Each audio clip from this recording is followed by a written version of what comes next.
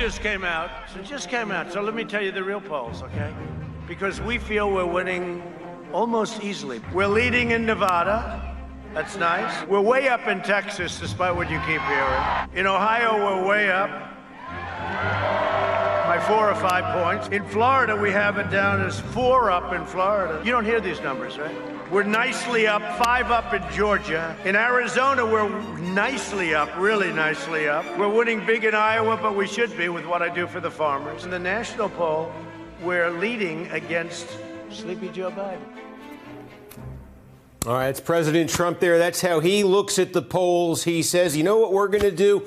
We're going to take all of the polls that are out there right now nationally and in all the different battleground states he's talking about. We're going to show you the averages. We're going to show you the polling averages, give you a sense of when you put all the polls together, what does that picture look like? So first of all, this is what the national picture looks like. The national head-to-head horse race, Joe Biden versus Donald Trump. The average of the polls right now puts Joe Biden ahead by 8 points. This has been a pretty consistent lead for Biden. We've seen summer and fall a high single-digit lead. There was a point there after the first debate when this actually got up into double digits, low double digits. It sits at 8 points right now on average in the national polls, a little bit more than a week to Election Day. Now, of course, you remember 4 years ago, Donald Trump trailed Hillary Clinton in the national polling average pretty much throughout that campaign. There were a couple days when Trump got ahead at different times, but Clinton generally led. How did it look at this same point? This was also 8 days before the election in 2016. Clinton led Trump in the average, though you note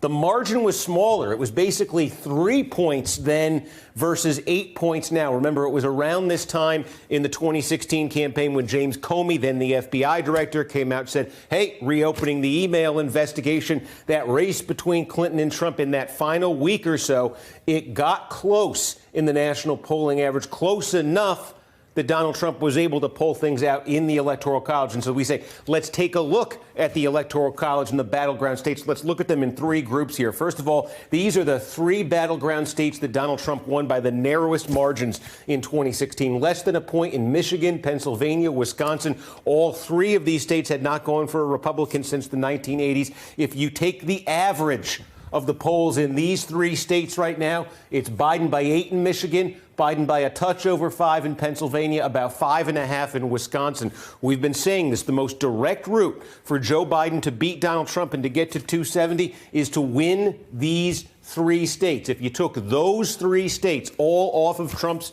2016 total, he'd be under 270. So that's one layer of swing states there. The next, Florida, Arizona, North Carolina. These were Trump victories by more than a point, less than 5 in 2016. A little bit more of a buffer in these states for Trump than the first 3 I showed you. Here's the polling now. You've got Biden leads. The Biden leads are smaller than in Pennsylvania, Michigan, and Wisconsin. And then the next tier here, these are states that Trump won in 2016, generally by a high single-digit margin. Georgia, Ohio, Texas, Iowa. What does the polling look like now? This is where Trump still, these are some very narrow margins here. You look at a Georgia and Ohio, Texas, a little bit more of a buffer there. And then actually look at that in Iowa, very slight lead on average for Joe Biden. But again, you take him in 3 tiers there. If Biden goes 3 for 3 in that first group, he may not need any more of these states. So the president basically playing defense in an awful lot of states right now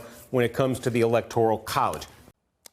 Hello, YouTubers. If you're watching this, it means you've checked out our channel, so thank you. Now do me a favor, subscribe by clicking on that button down there. Click on any of the videos to watch the latest interviews and highlights from MTP Daily and MSNBC. You can get more Beat the Press content every morning in the First Read newsletter. If you're tired of content that you don't know anything about where it came from, you don't have to have that problem with us. NBC News, MSNBC, MTP, and the Meet the Press mindset right here for you on YouTube. Subscribe now.